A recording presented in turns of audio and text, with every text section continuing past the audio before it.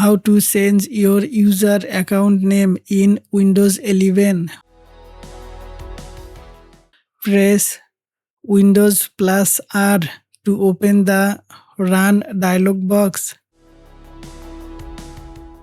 Type netplwiz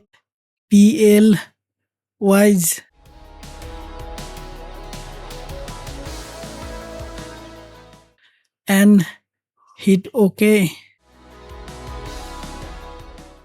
Click Properties. Then type your new username.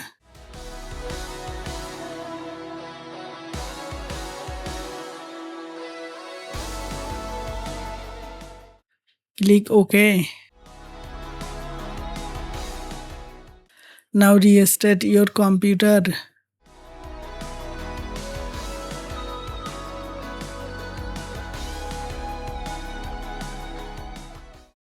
And see your user account name is changed. Thanks for watching.